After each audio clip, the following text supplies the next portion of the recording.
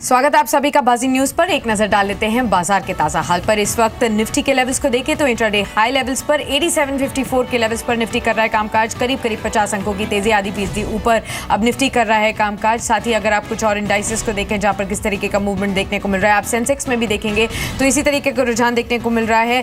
28,344 के लेवल्स के आसपास सेंसेक्स कामकाज कर रहा है। दिन के उच्चतम स्तरों पर आधे % तक की तेजी यहां पर भी देखने को मिल रही है, 120 अंकों की तेजी। लेकिन देख लेते हैं इस वक्त ऐसे कौन से सेक्टर्स हैं और शेयर्स हैं जहां पर बजिंग एक्शन देखने को मिल रहा है। संदीप, दिन के उच्चतम स्तरों पर अब बाजार पहुंच चुका है, क्या कुछ इंडिकेशंस है, कौन से सेक्टर्स बज कर रहे हैं?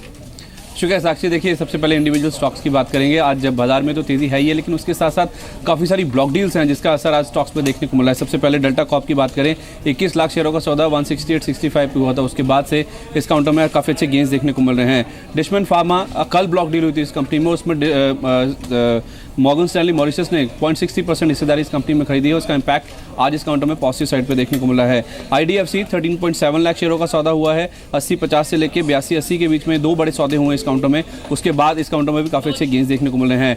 फेडरल बैंक एक और ऐसा बैंक है, अगर आप देखिए तो इसमें बड़े सौदे देखने को मिले हैं। कुल 72.25 लाख शेयरों के सौदे हुए हैं 73.15 प्रति शेयर पर। उसका इंपैक्ट इस ब्लॉक डील के बाद देखिए पॉजिटिव साइड पर देखने को मिला है। एक और बैंकिंग काउंटर है RBL बैंक, यूके के CDC ग्रुप से इस बैंक ने 330 करोड़ रुपए जुटाए हैं। उसका रिफ्लेक्शन पॉजिटिव साइड पर देखने को मिला है। ना केवल प्राइवेट बैंक्स बल्कि सरकारी बैंक्स, देखिए आप सेक्टोरल रुझान की बात कर रही हैं तो उसमें सरकारी बैंकों में आज काफ़ी अच्छे गेंस देखने को मिले हैं। 2 से 3 दिन की गिरावट के बाद आज खरीदारी लौटी है। PNB देखिए, OBC, Canara bank, Indian bank, union bank, central bank of India, लंबी लिस्ट है जहाँ पे 2 से लेकर 8 या 10% तक के जो अपमूव्स है आज इन काउंटर्स में देखने को मिल रहे हैं। इसके अलावा अगर आप देखें तो फार्मा काउंटर्स कल भी काफ़ी अच्छे गेंस थे। आज फिर से पर्टिकुलर काउंटर्स में, खासतौर पर छोटे काउंटर्स में काफ़ी अच्छे गेंस हैं। Venus remedies, Jagsonpal pharma, Panacea biotec, वीमेड labs, Indswift labs, Vimta labs, यहाँ पे भी काफ़ी लंबी लिस्ट है जहाँ पे वॉल्यूम बेस्ड बाइंग इंटरेस्ट आज देखने को मिला है। केमिकल शेयर्स, क्योंकि क्रूड गिर रहा है, उनका पॉजिटिव रिफ्लेक्शन केमिकल शेयरों में आज भी देखने को मिला है। कुछ एक काउंटर्स में Shri Pushkar, DCW, GNFC, Nocil, Omkar chemical, इनमें काफ़ी अच्छे गेंस आज देखने को मिले हैं। मेटल माइनिंग शेयरों में भी काफ़ी अच्छे गेंस है, खासतौर पर छोटे मुझोले काउंटर्स, आशापुरा माइन, गिस्कॉल अलॉयस, बालासोर अलॉयस, उषा मार्टिन जैसे काउंटर्स में गेंस है। और दिग्गजों में वेदांता, NMDC, सेल, इनमें भी काफ़ी अच्छे गेंस देखने को मिले हैं। आज होटल शेयरों में काफ़ी अच्छे गेंस देखने को मिले हैं। The Byke hospitality, EIH associated, viceroy, royal orchid, Asian hotel west, इन सभी काउंटर्स में काफ़ी अच्छी खरीदारी देखने को मिल रही है। और राणे ग्रुप के शेयर्स काफ़ी दिनों के बाद आज फिर से चारों शेयरों में काफ़ी अच्छा अपमूव आज देखने को मिल रहा है।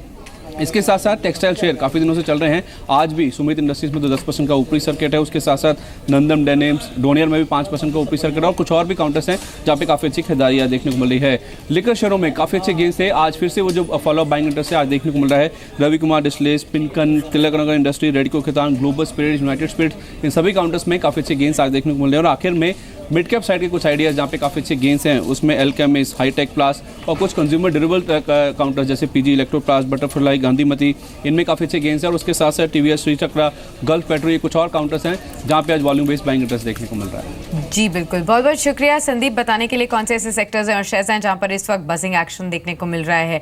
लेकिन अच्छी तेजी बाजार में देखने को मिल रही है और खासतौर पर डेरिवेटिव स्पेस से क्या कुछ इंडिकेशंस मिल रहे हैं बताने के लिए रजत भी हमारे साथ न्यूज रूम से जुड़ चुके हैं। बताइए रजत, क्या कुछ इंडिकेशंस मिल रहे हैं? एक्सपायरी से ठीक पहले अच्छी तेजी, बिल्कुल एक बाउंस बैक है जो मार्केट्स में ड्यू था, वो ठीक एक्सपायरी से एक दिन पहले आया, 87-50 के लेवल के ऊपर निकले। और ज्यादातर जानकार इसी लेवल पे बेट लगा रहे थे कि 87-50 एक रेंज का अपर बैंड हो सकता है जहां पर एक्सपायरी कटे, लेकिन इस लेवल के ऊपर आके कामकाज करना शुरू कर दिया। स्पॉट के हिसाब से 60% जानकारों का मानना 8650 से 8750 और अब हम 8750 पर ही हैं। बैंकिंग ने बहुत सपोर्ट किया इस पर्टिकुलर तेजी को।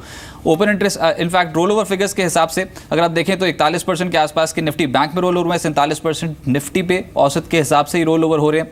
लेकिन कुछ ट्रेड्स जो इस सीरीज में कंप्लीटली आउट परफॉर्म करते हुए नजर आए हैं, उस पर century textile, C8, MRF, Apollo tyres, ये कुछ ऐसे स्टॉक्स हैं जहां पर इस सीरीज में सबसे ज्यादा रिटर्न्स मिले हैं। और रिटर्न्स जो है वो 24% से 39% के ब्रैकेट में फॉल कर रहे हैं। यानी कि ये कुछ ऐसे स्टॉक्स जहां पर ट्रेडर्स ने कंप्लीटली पॉजिटिव बायस के साथ पूरी सीरीज में कामकाज किया। PC jeweller, Reliance capital, Amararaja battery, Canara bank जैसे स्ट्रक्चर्स में अच्छी तेजी बनती हुई नजर आई। लूजर्स की सूची में Jubilant foods, idea cellular, HDIL शामिल हैं।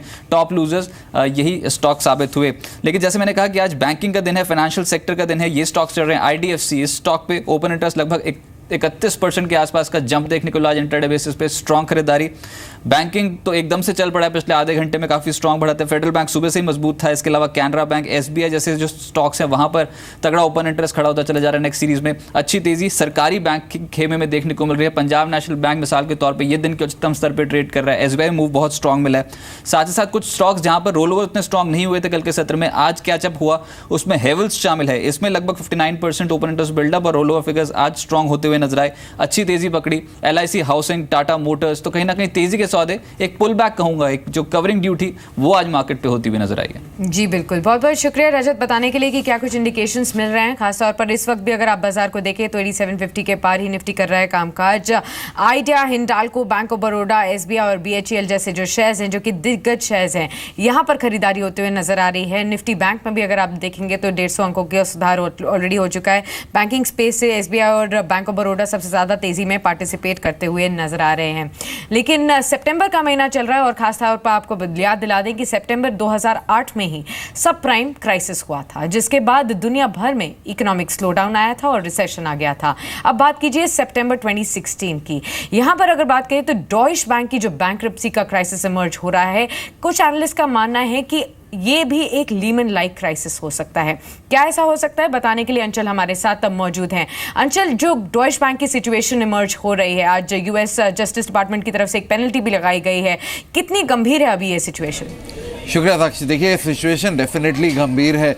डॉइच बैंक के ऊपर करीब 14 अरब डॉलर की पेनल्टी लगाई है यूएस जस्टिस डिपार्टमेंट ने, और पहले उम्मीद की जा रही थी शायद जर्मन सरकार मदद करेगी डॉइच बैंक की, लेकिन अब उन्होंने भी हाथ खींच लिया है। तो ये पूरा डॉइच बैंक के ऊपर आ गया, और अगर इस पेमेंट को करते करते डॉइच बैंक बैंकरप्ट हो जाता है, क्योंकि यूरोप का one of the biggest banks में से एक माना जाता है, जर्मनी का सबसे बड़ा बैंक है, अगर ये बैंक करप्ट हो जाता है तो अक्रॉस द बोर्ड आईएमएफ का मानना है ग्लोबल अनसर्टेनिटी फाइनेंशियल सेक्टर में आती हुई दिखेगी। और यही कारण है, बहुत सारे जानकारों का यह मानना है कि कहीं ना कहीं ये वही 2008 में जो लीमन ब्रदर बैंक करप्सी फाइल हुआ था, उसके बाद सब प्राइम क्राइसिस आता, उसी स्टेजेस में वापस से कहीं बाजार ना जाता हुआ दिखे।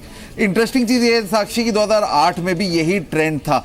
15 सितंबर को लीमन ब्रदर्स ने अपनी बैंकरप्सी फाइल की, उसके बाद सबकी नज़र टिकी हुई थी 29 सितंबर को यूएस कांग्रेस की बैठक थी, उस पर यूएस कांग्रेस को मंजूरी देनी थी टार्फ को। बेसिकली टार्फ कुछ नहीं, यही था जो था टार्फ था वो ट्रबल्ड एसेट रिलीफ पैकेज था, उसको मंजूरी देनी थी, जिसको यूएस कांग्रेस ने मंजूरी नहीं दी। उन्होंने कहा ये एडिक्वेट नहीं है, सही नहीं है।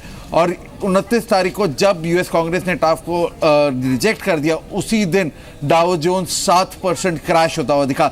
ये पहला जिटर था 29 सितंबर को इकोनॉमिक मार्केट्स में, यूएस मार्केट्स में, जब पहली बारी सब प्राइम क्राइसिस की वजह से यूएस मार्केट्स में डाउ जोन्स 7% गिरता हुआ दिखा। उसके बाद करीबन हफ्ता 10 दिन ग्लोबल मार्केट्स में प्रेशर, आप कोई भी बाजार उठा के देख लीजिए अक्रॉस द वर्ल्ड, सिवाय शंघाई के, उस 6 से 8 दिनों के दौरान सभी बाजारों ने नेगेटिव रिटर्न दिया। भारतीय बाजारों का अगर आप रिटर्न देखें, निफ्टी करीब 7.25% गिरा, तो वहीं सेंसेक्स में करीब 8% से ज़्यादा की गिरावट थी। सबसे ज़्यादा गिरावट डाउ जोन्स में रही, जो करीब 9% गिरा। एब्सोल्युटली। लेकिन अंचल, हमने ये भी देखा है कि 2008 से बढ़ते हुए अब तक अगर देखा जाए तो मार्केट्स में काफ़ी रिकवरी भी आई है। कौन से ऐसे शेयर्स हैं जहां पर सबसे स्मार्ट रिकवरी इन 8 सालों में देखने को मिली है? साक्षी, सबसे बेहतरीन रिकवरी सिंफनी में आती हुई दिखी। 31,150% का रिटर्न इस शेयर ने 2008 से लेकर आज तक दे दिया है। कुछ और नाम इसी सूची में अजंता फार्मा, एक और हैवीवेट रिटर्न देने वाली company, Relaxo, Bajaj finance, Eicher Motors 226 रुपए में उतरा 2008 में, ये करीब 10,000% का रिटर्न दे चुकी है। साथ ही नैटको फार्मा, वक्रांगी, औरोबिंदो फार्मा, अमरा राजा बैटरी जैसे कुछ नाम है जिन्होंने मेहमत रिटर्न्स दिए 2008 के बाद। जी बिल्कुल, बहुत बहुत शुक्रिया अंचल बताने के लिए कि किस तरीके के इंडिकेशन मिल रहे हैं खासतौर पर डॉइश बैंक की सिचुएशन को देखते हुए। लेकिन कुछ ऐसे शेयर्स भी हैं जहां पर 2008 के बाद अच्छी रिकवरी देखने को मिली है, और फार्मा उनमें से एक है। अच्छी रिकवरी आज भी इस शेयर में देखने को मिल रही है, खासतौर पर यूएसएफडीए की तरफ से जो मंजूरी मिली है उसको लेते हुए भी। आगे बढ़ते हैं और बात कर लेते हैं कि डायमंड की जो फ्यूचर ट्रेडिंग शुरू है करनी है, उसको लेकर वित्त मंत्रालय ने मंजूरी दे दी है। इसको लेकर वित्त मंत्रालय ने एक नोटिफिकेशन भी जारी किया है। इस खबर पर ज्यादा जानकारी के लिए हमारे साथ तरुण भी जुड़े हैं। तरुण, ये बताइए कि नोटिफिकेशन में क्या कुछ बातें कही गई हैं और कौन सी ऐसी कंपनियां हैं जो कि डायमंड की फ्यूचर के कारोबार में उतरने की तैयारी में हैं? बिल्कुल, मैं बताना चाहूँगा कि 1 जून को जी बिजनेस ने बताया था कि सेबी ने 18 नई कमोडिटीज़ को फ्यूचर ट्रेडिंग में सम्मिलित करने के लिए वित्त मंत्रालय को लिखा था, और आज वित्त मंत्रालय ने उन 18 कमोडिटीज़ को नोटिफाइड कर दिया है, जिसमें diamond, diesel, petrol, egg, tea, coffee, isabgol, iron sponge जैसे कॉन्ट्रैक्ट हैं जिनमें फ्यूचर ट्रेडिंग हो पाएगी। और ये उस दिन हो रहा है जिस दिन सेबी एफएमसी का मर्जर है, और आज ही कुछ ही मिनटों पहले फिनेंस मिनिस्ट्री ने इसको नोटिफाइड किया है। और 2 ऐसी एक्सचेंजेस हैं, एक एक्सचेंज जो आना चाहता है, अपने आप को रिवैम्प करना चाहता है, वो डायमंड एक्सचेंज स्टार्ट करना चाहता है, उसमें ICEX का जो नाम है, जो वो डायमंड एक्सचेंज में अपनी जो शुरुआत है वो डायमंड कॉन्ट्रैक्ट से करना चाहता था। इसी वजह से उन्होंने रिकमेंडेशन सेबी को भेजा था, सेबी ने वित्त मंत्रालय को भेजा और वित्त मंत्रालय ने आज इसको नोटिफाइड कर दिया।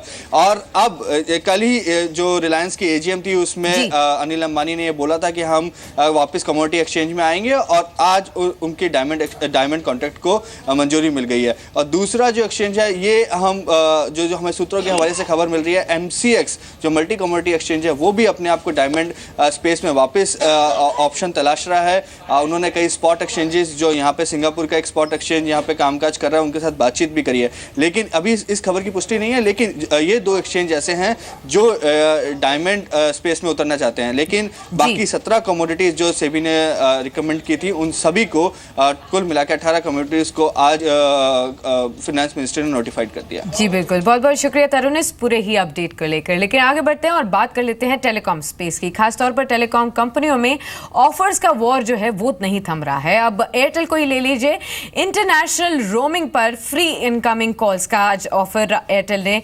अनाउंसमेंट की है इसकी। और इसके अलावा गुजरात में 4G लॉन्च को लेकर अब कंपनी जोर शोर से जुटी हुई है। इस खबर पर ज्यादा जानकारी के लिए हमारे साथ मेरे सहयोगी मौजूद हैं, केतन से बात करते हैं। केतन, खासतौर पर गुजरात में देखा जाए तो कंपनी की किस तरीके की तैयारी है 4G को लेकर, और क्या रिलायंस जियो की एंट्री के बाद ये तैयारियां और भी जोर शोर से चलने लग गई हैं?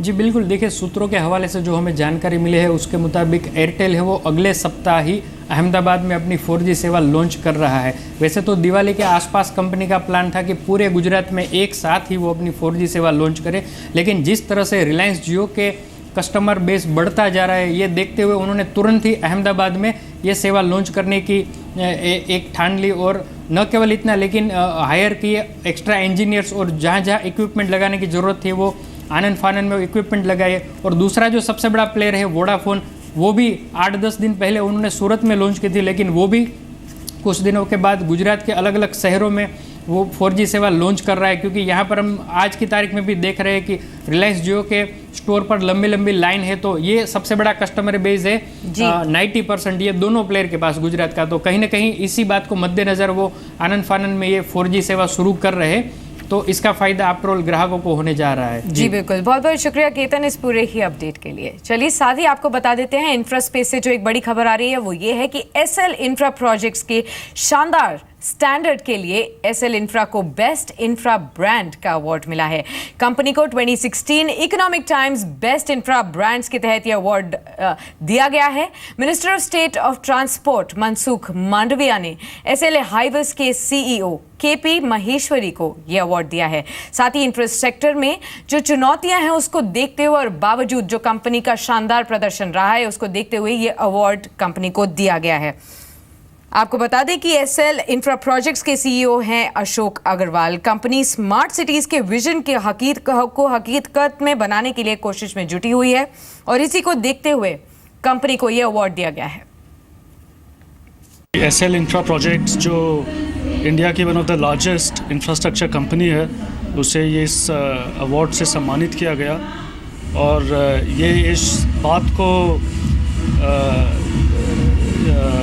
बात को वैलिडेट करता है कि जो कंपनीज़ इंफ्रास्ट्रक्चर सेक्टर में अच्छा काम कर रही है, जिन्होंने देश की उन्नति के लिए इंफ्रास्ट्रक्चर सेक्टर में काफ़ी सहयोग किया है, उन कंपनीज़ को इस सम्मान से नवाजा गया है। और हम लोग चाहते हैं कि हम लोग और ज़्यादा से ज़्यादा अच्छा काम करें और देश को आगे लेके जाएं।